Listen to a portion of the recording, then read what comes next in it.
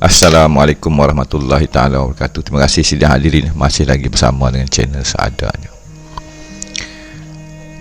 Perhambaan akhir zaman dan warisan minda akal budi perketi dan segala kosmologi orang Melayu yang telah ganap tidak difahami di akhir zaman. Kita bangkit sekali lagi pada pagi ini meneruskan kehidupan kita di muka bumi. Di muka bumi, bahasa orang kita. Muka bumi tapak kelahiran dan tapak dipusarakan, dan kita juga akan dipusarakan, akan letak dua batu nisan jadi antena.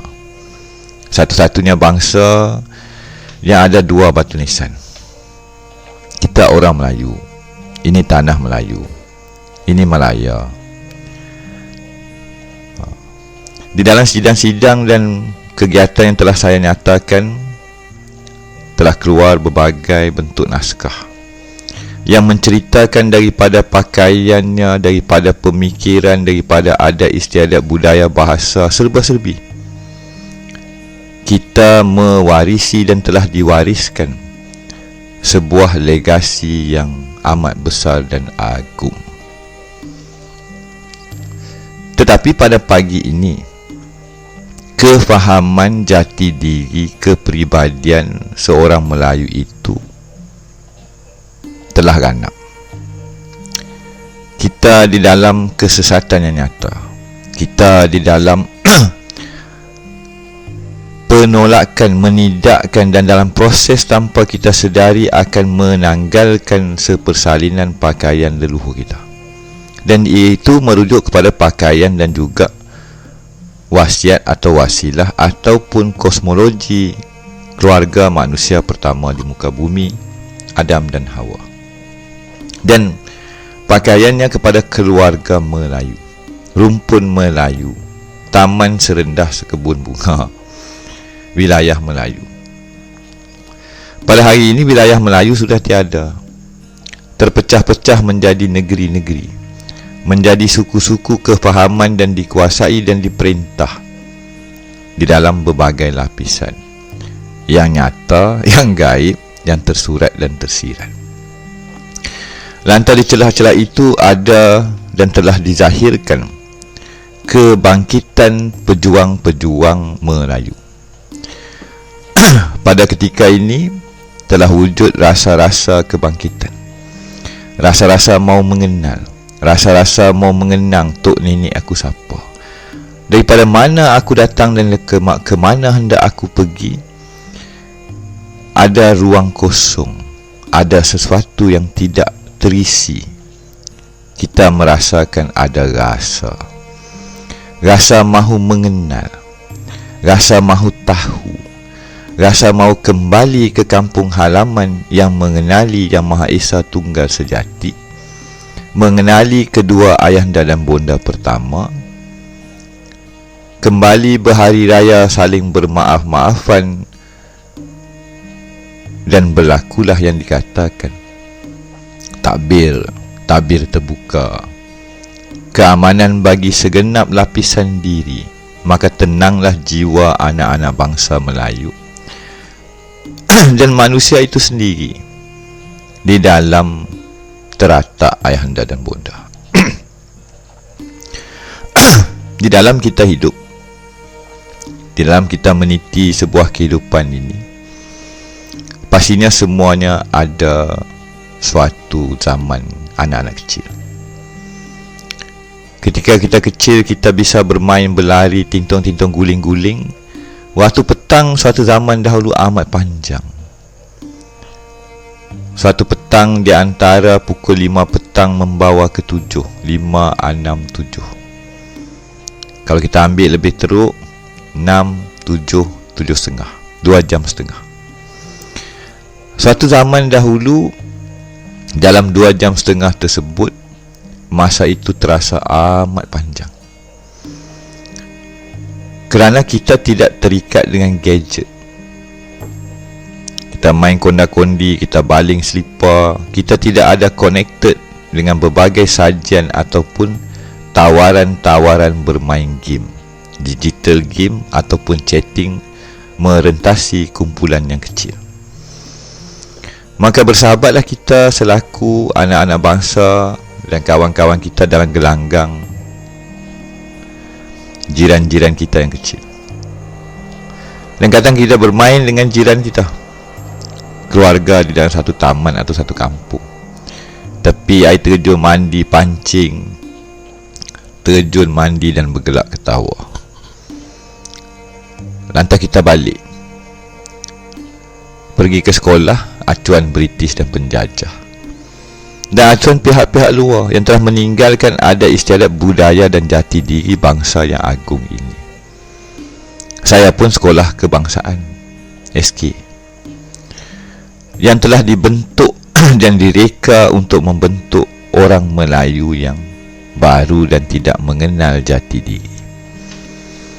Ada juga yang bersekolah agama dan pondok seperti ayah saya, dan kemudian mengambil asas pendidikan untuk menyediakan kefahaman di dalam dunia acuan New World Order ketika itu yang sampai hari ini sedang berlaku. Sejujurnya kita tidak faham akan apakah erti dan nilai menjadi Melayu. Sistem pendidikan keluarga Melayu ini telah ditutup, mahu digodam, dan kita dilupakan akibat perang dan sengketa ribuan tahun dan sebuah rahsia akhir zaman yang amat pedih. Berbagai benda perlu kita susuri, telusuri, fahami, baca, faham, baca, faham, baca, faham. Ada yang penat, pergi mampus semua ni. Kita hanya hidup seadanya. Kita cari makan, jadi orang baik, keluarga kita terselamat, dunia ini tidak pecah, retak dan belah. Maka kita dikembalikan di dalam keadaan yang sederhana. Adakah itu sebenar-benarnya erti dan nilai sebuah kehidupan kita pada pagi ini di muka bumi? Maka beruntunglah saya dan beruntunglah ayah saya. Kurang beruntung datuk saya yang hidup zaman Perang Dunia Kedua dan apa-apa peristiwa yang berlaku di antaranya sehinggalah mereka dikembalikan. Saya cucu mereka, saya anak kepada generasi sebelum merdeka. Dan generasi sebelum merdeka adalah anak atau cucu kepada generasi Perang Dunia Kedua dan konflik. Zaman retak dan putusnya, hancurnya Kesultanan ataupun Melayu yang sebenar Melayu itu. Inilah hakikatnya. Inilah hakikat sebuah the current state of situation, the current state of being. Ini realiti yang pedih, parah dan ibarat satu tembok batu di hadapan mata kita. Kalau kita nak melihat the current state of being, keadaan yang ada kepada pagi ini, we are a slave to the current system. Kita diletakkan dengan harga yang tak masuk akal untuk kita berteduh sementara di muka bumi. Berhutang untuk membeli rumah, berhutang untuk menaiki kenderaan yang kita ke hulu hilir. Harga makanan akan naik dan naik. Ini adalah sistem kehambaan dan the new slavery system. Tidak akan ada manusia yang mampu lari daripada perhambaan rantai gaib, jiwa raga dan juga physical manifestation. We are deadlocked, we are a slave to the system. Maka kalah perangnya kita, satu persatu tumbang, kita pada pagi ini duduk di dalam kehambaan era baru. Bagaimana hendak kita keluar daripada kehambaan Allah baru ni? Adakah anak kita juga akan dilahirkan, dizahirkan sebagai hamba to the system? Kerja bayar hutang, kerja bayar hutang. Ada secebis ketenangan dan rasa kemerdekaan, diberi cuti dan hari raya atau hari perayaan yang utama. Kita diberi beberapa kali saja untuk menarik nafas lega, Sabtu, Ahad atau 2 hari atau maksimum 3 atau seminggu cuti. Baru kita sedar dunia ni lebih luas, ada masa untuk kita tenang sebentar. Usaha yang tadi kita ibarat dicemeti, diherdik, dikatuk dan ditekan-tekan, ditarik-tarik untuk bekerja, mengutip lembaran-lembaran dedaunan kering. Dan sekarang tak jadi daun dah, dia jadi hanya nambu atau digital. Timbun, potong, timbun, potong. Sampai bilakah kepenatan ini akan menghantui bangsa kita atau manusia di muka bumi? Maka di sebalik polemik-polemik ini, maka wujudlah satu lagi tawaran yang tak masuk akal. Sabar, tunggu, yakin dan pasti akan ada satu orang atau satu kumpulan yang akan membebaskan kalian daripada semua permasalahan ini. Al-Mahdi, Messiah, Kalki Awata, Hang Tuah, satu sosok yang akan membebaskan orang Melayu, manusia ataupun agama, dan kasih betul agama, kasih betul orang. Cerita sama berulang-ulang, menanti seorang yang lain daripada diri kita. Sementara menanti itu kita sabar dan tetap jadi hamba, jangan lawan the system. Bagi yang cerdik, apa saya sebut ni mereka akan faham.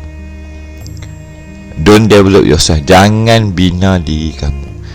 Jangan kamu mengaku-ngaku jadi the one. The one tu kena ada kriteria lagu tu, lagu ni. Dia sakti sekali tebas 40,000 orang mati. Dia amat sakti, tidak akan peluru bisa membunuh ataupun mencelakakan dia. Dia bercahaya ibarat matahari pun padam. Dia ibarat superhuman yang kita perlu bernaung mengikut dia, dan dialah menyelamatkan kita.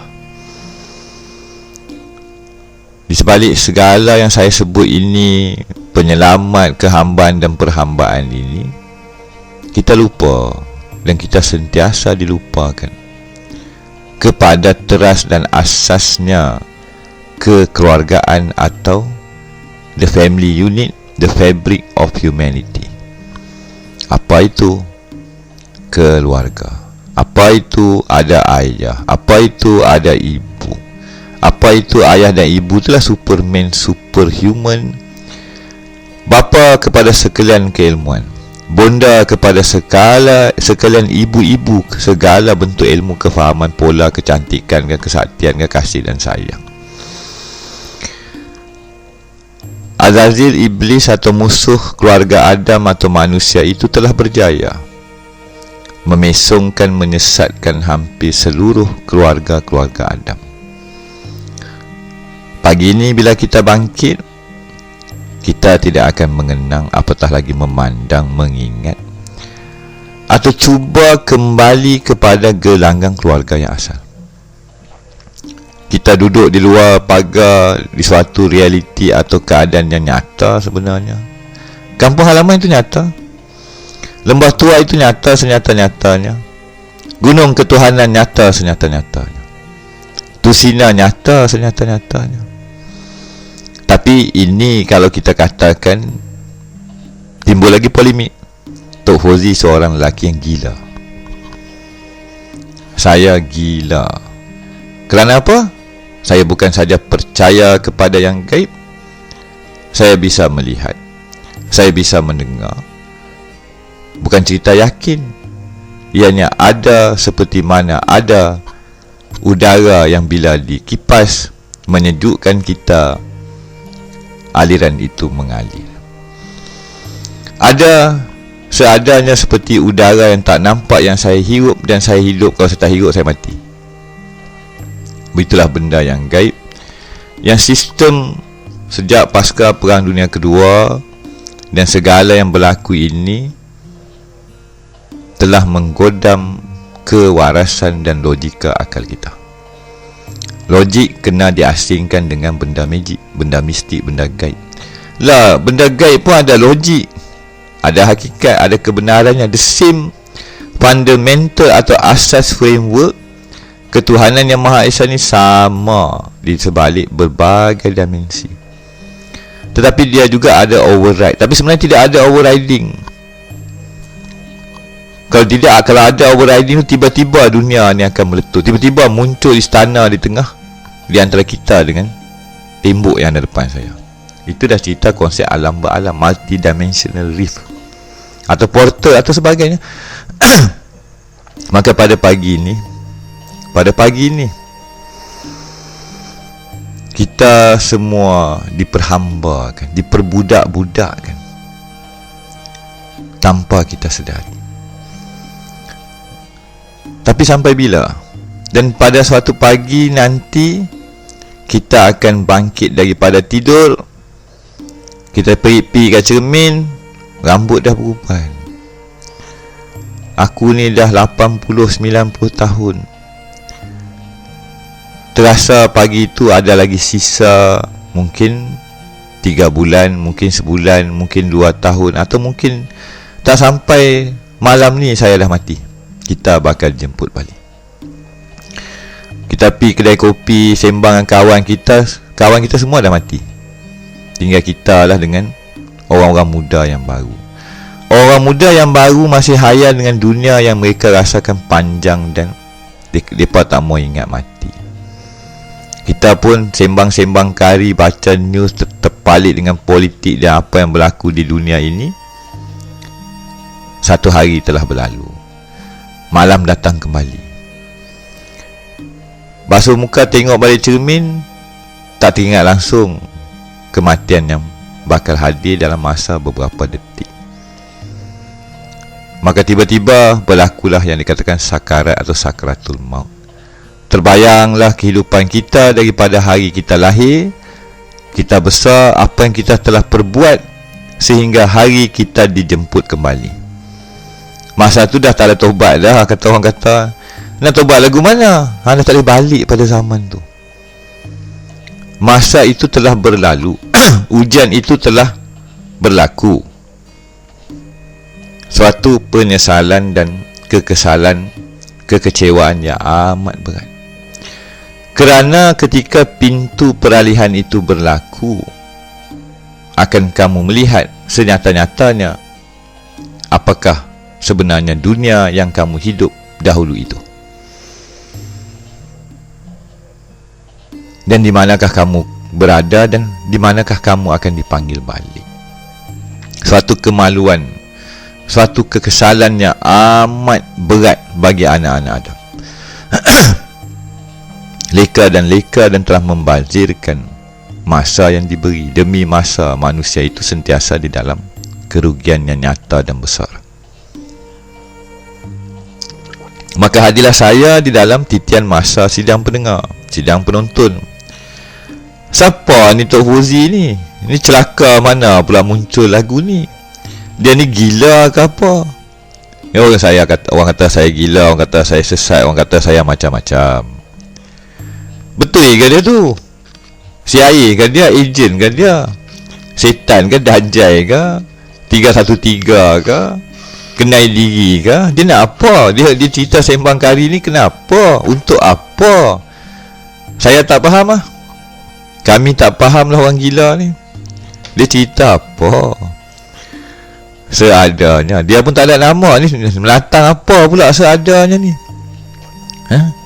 Ni menatang apa pula? Dia cerita Melayu ni hebat lah. Lagu mana lah kan? Maka timbullah selingan. Bangsa kita kena kutuk bersilat di dalam Masjid Nabawi di Arab. Dan orang tu pun pelik ke mencari adat lah. Kalau dah nama tempat masjid, nak pergi bersilat mencari adat buat apa? Hilang kewarasan lagi. Melayu kena hentam lagi. Berapi darah lah. Itu biasa. Biasa. Adat, budaya. Dan memang kita dah kalah teruk. Bukannya kita nak menang pun. Human must return back to the primordial state of being. Maksud dia manusia perlu kembali kepada makam manusia yang sebenar-benar manusia, iaitu makamnya anak-anak Adam dan anak-anak yang soleh, dan mengajar warisan Adam. Kerana di dalam keluarga Adam ianya akan memberikan, dan telah ada di dalam genetik sequence, telah ada di dalam sanubari jiwa dan segala molekular struktur kita, gaib nyata atau batin, kebenaran yang hakiki tersemat dalam jiwa tersebut, yang bisa mendapat kepimpinan langsung daripada ayahanda dan bonda pertama, dan keluarga yang lebih besar, keluarga yang tulus ikhlas tadi, keluarga yang sebenar-benarnya keluarga. Abang Long ayahanda yang sebenar-benarnya ayahanda, Kak Long yang sebenar-benarnya keluarga. Dan keluarga mana ada guru. Dalam keluarga yang sebenar-benarnya keluarga, tidak ada sesepuh, tidak ada pendiri, tidak ada yang lebih tinggi kecuali semuanya ni anak-anak bonda dan anak-anak ayahanda. Berapa power ayahanda dan bonda yang pertama itu tak boleh cakap, tak terkata, tak boleh dikalamkan. Ketuhanan di suatu segi, yang maha mencipta di suatu segi, dan siapa sebenarnya the mother of all, the father of all. Yang terzahirnya kita selaku anak Adam yang pada hari ini kita terkial-kial cuba memahami cebisan-cebisan, kerana kita masih anak kecil sebenarnya. Tapi ada anak kecil yang rasa tinggi, rasa dia boleh mengambil pemerintahan di muka bumi, lantas mengaku sultan, raja, penguasa, the Lord penguasa, dan mengangkat orang-orang yang adalah sebenarnya pendahaka, pengkhianat, dan anak-anak dahaka yang telah melukakan dan mengambil alih kekuasaan ayahanda dan bonda pertama. Ni benda yang nyata sebenarnya, sangat nyata.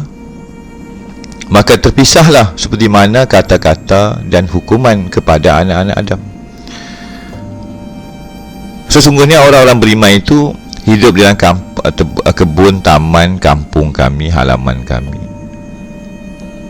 yang hujan turun curah-curah, yang tidak ada gundah gulana, nestafa, duka, tidak ada hutang, aman, damai, sejahtera di dalam keabadian yang amat nyata. Sementara menanti atau macam-macam hal ada. Tapi ini bukannya ruang lingkup akal, bukannya ruang lingkup barang yang baharu. Ianya ruang lingkup warisan Adam dan Hawa, warisannya bangsa Melayu, warisannya leluhur Melayu. Umpama bonda menyulam, menekat, menenun, dan sulaman songkit sepersalinan ini diberikan kepada anaknya yang dinamakan Melayu. Pasangan yang dikatakan Melayu tadi, sepersalinannya warga Melayu ini atau pasangan Melayu ini telah sempurna, sesempurnanya telah diempu, ditempa menjadi pasangan yang serba-serbi, yang the ultimate climax kata. Takkan kita nak buang, takkan kita nak bakar sesuatu yang amat bernilai, kekal abadi sepanjang zaman, sepersalinannya pakaian zahir dan batin, meliputi sekalian elemen di jagat raya atau muka bumi. Kenapa? Kerana ini adalah warisannya pakaian Adam dan Hawa, yang bukan daripada muka bumi ataupun barang-barang picisan di dalam gelanggang api angin air tanah. Nilai ayahanda dan bonda ini telah diperkecilkan.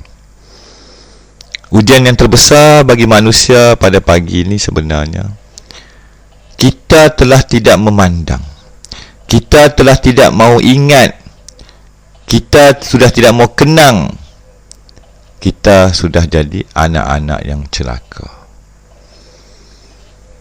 Kita telah jadi anak-anak yang dihasut, digodam, dan dibawa lari oleh musuh yang dengki, khianat, cemburu, iri hati kepada pasangan ayahanda dan bunda kita. Kita bakal bersambung babak 2. Wabillahi taufiq. Assalamualaikum warahmatullahi taala wabarakatuh.